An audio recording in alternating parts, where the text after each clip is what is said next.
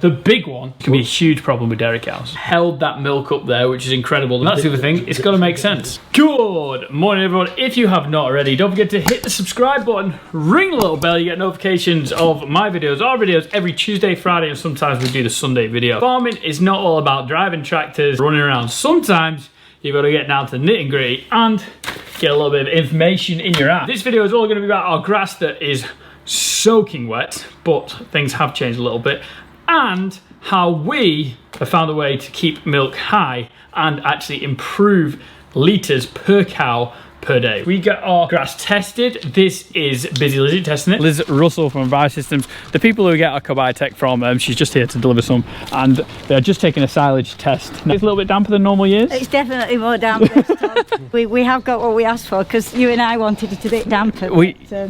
Not really with rainwater. Test it, and then she gives us a bit of a graph. Our feed rep test it as well, so we'd like to get 2 different people to test it to see what the results are, because obviously Lizzie sells us additive and the feed rep obviously sells us feed, so you've kind of got to be wary of what they want to do. No one's really going to fix it because they know farmers do this, but it's just nice to say it anyway. We just got to insure ourselves, I think. Absolutely, and it does vary. It varies every day, it varies through the clamp, it varies on where someone picks it from or whatever.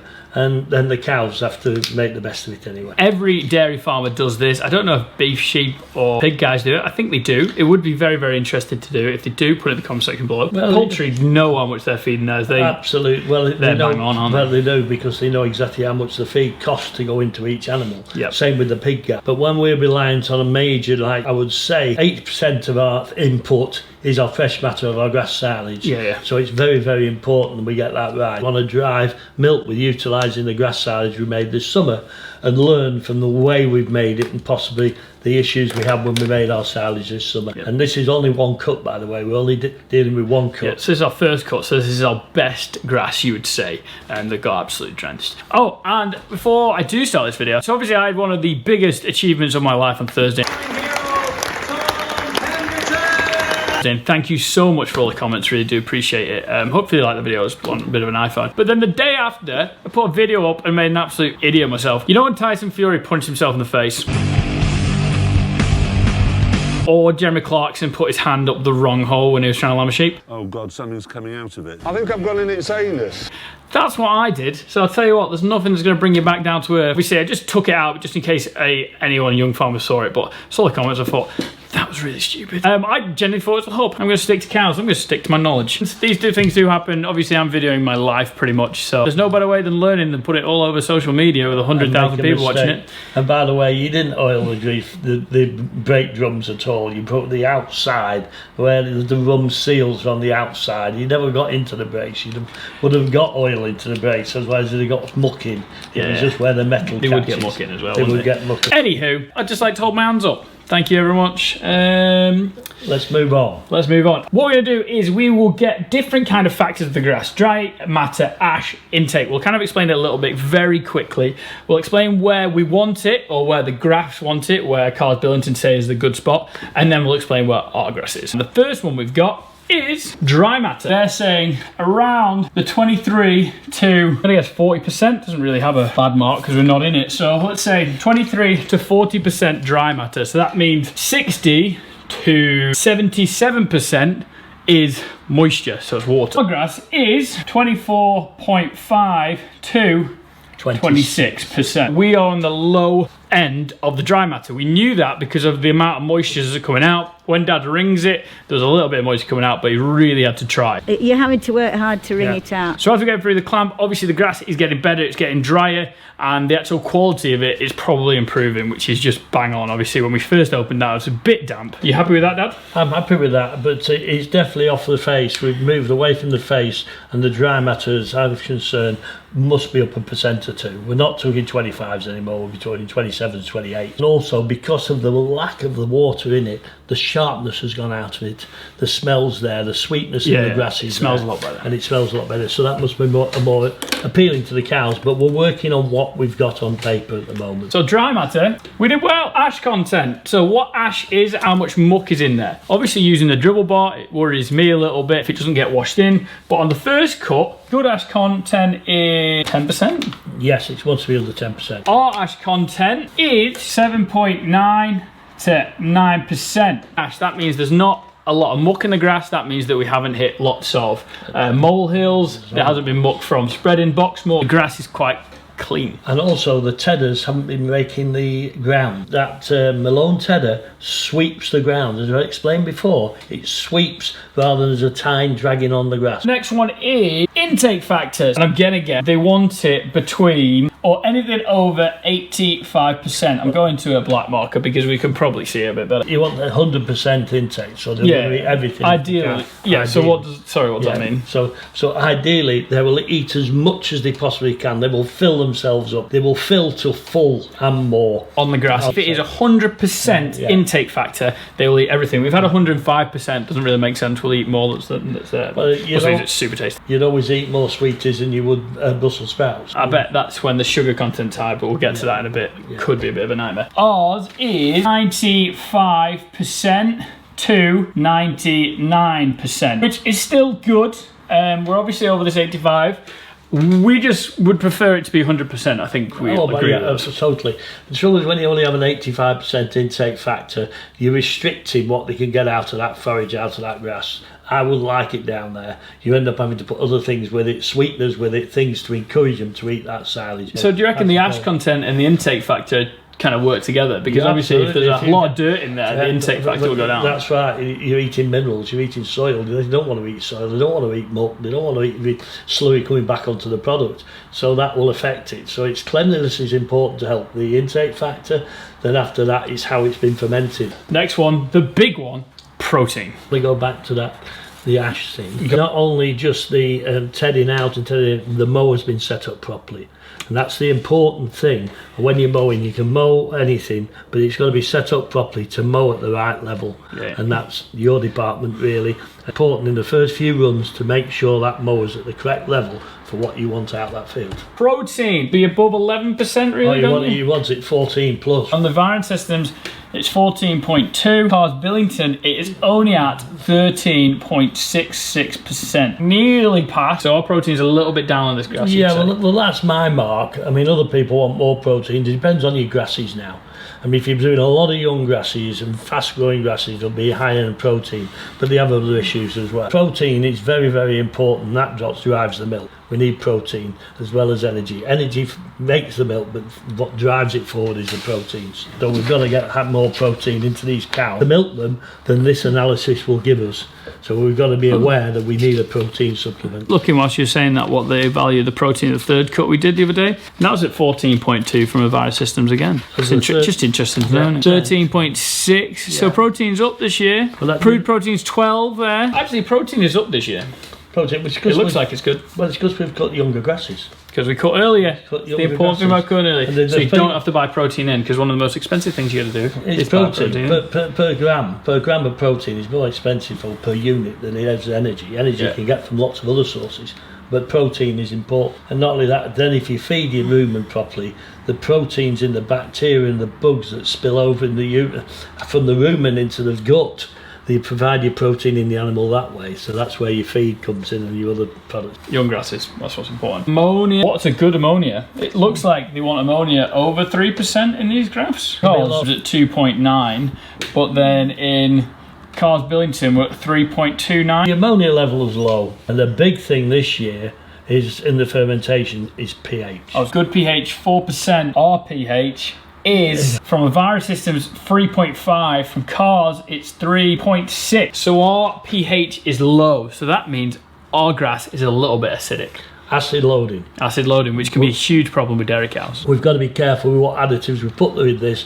We don't want a great big fizzy meal, starchy things that fizz up and make more acid loading on the rumen, which gives them bellyache.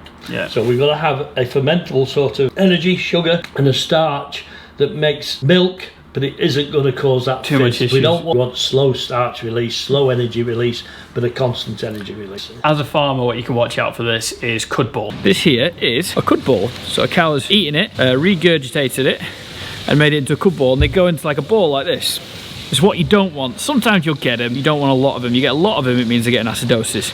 And you can tell this is old because it had lots of sawdust in it.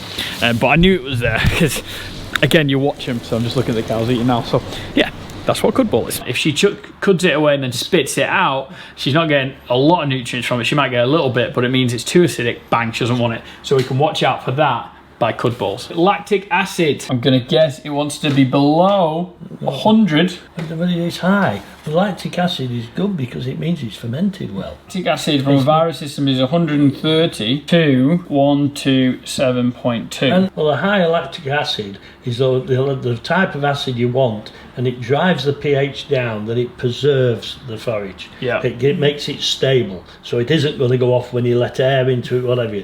But that it's driven the pH right down to about a 3.5, 3.6, yeah, which is very, very low. When that, with all the extra moisture in it, that enhances the acid loading on the stomach of the cow. So we've got to be careful when we start mixing other things with this. We've got to mix things. You don't want anything more acidic. We don't want to create more acidosis in the stomach, and that's why in the parlour we don't want to be feeding great lumps of cake. The D value, it looks like it wants to be around the 64 to 72% wise, sorry. Ours is 69.1 from virus systems to 69.92. So our D value is bang on, isn't it? Well, D value is good. Anything to get over 70% D value, that's what we're aiming for. And even with our older grasses and the type of thing, that shows you we've just cut a bit younger this year. The D value's in there in the grass, the protein's in the grass, and it's just a question. That thing now is, besides the dampness and the acid loading issues, rather,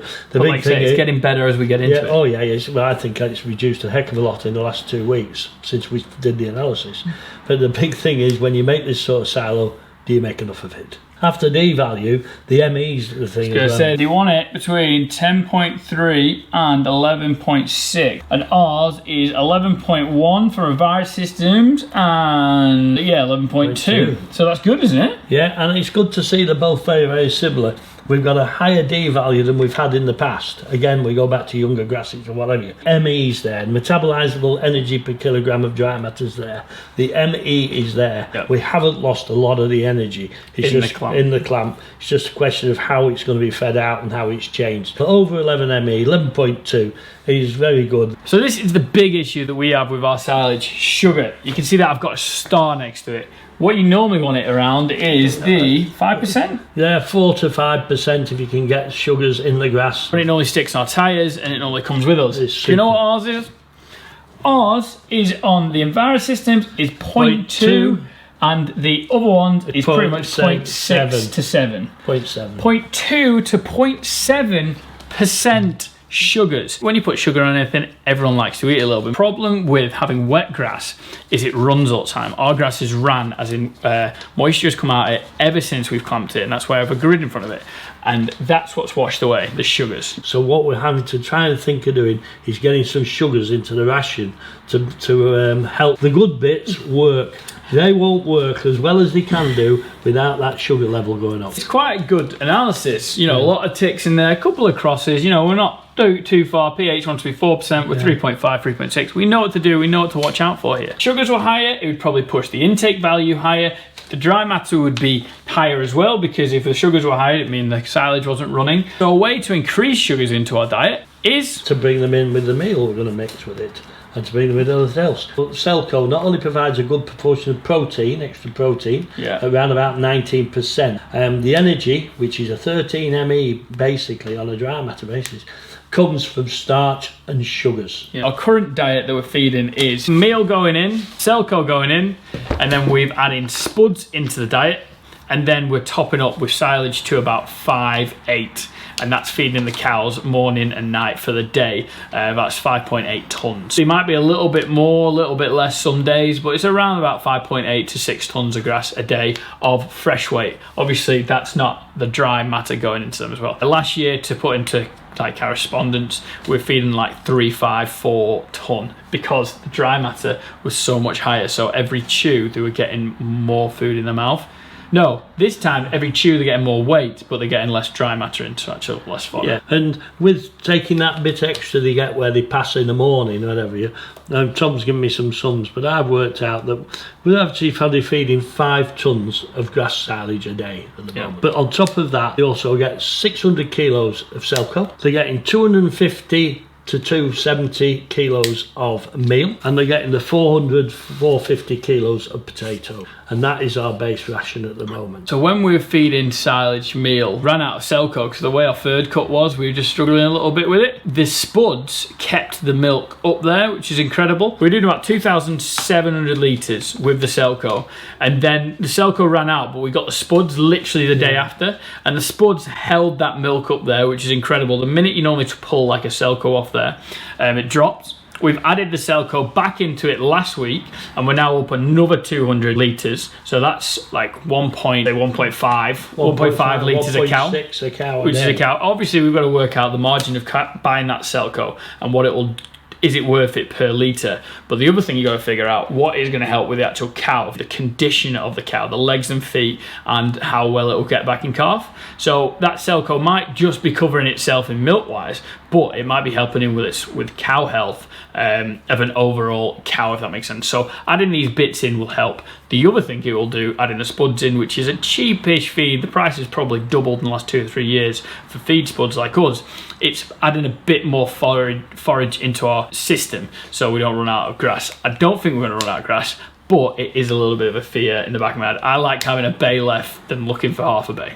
Absolutely. And the spuds do a great job. Yeah, I put my hands up. I'm always a fodder beat man, but the spuds, like, they kind of go mouldy and they kind of go to goo.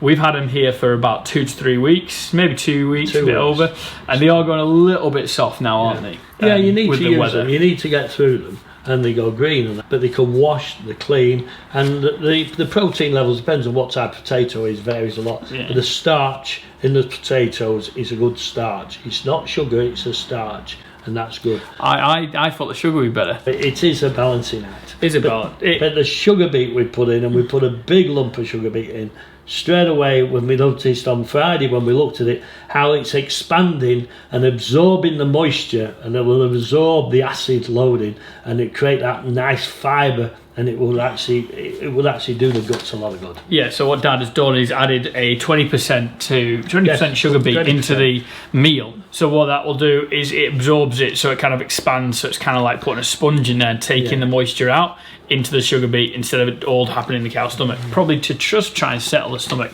a little bit with this iffy of the acid loading. But like you say, we're looking at our cows all the time, and we get this analysis all the time, so we know what we're doing because we feed in the parlour and we feed outside the parlour.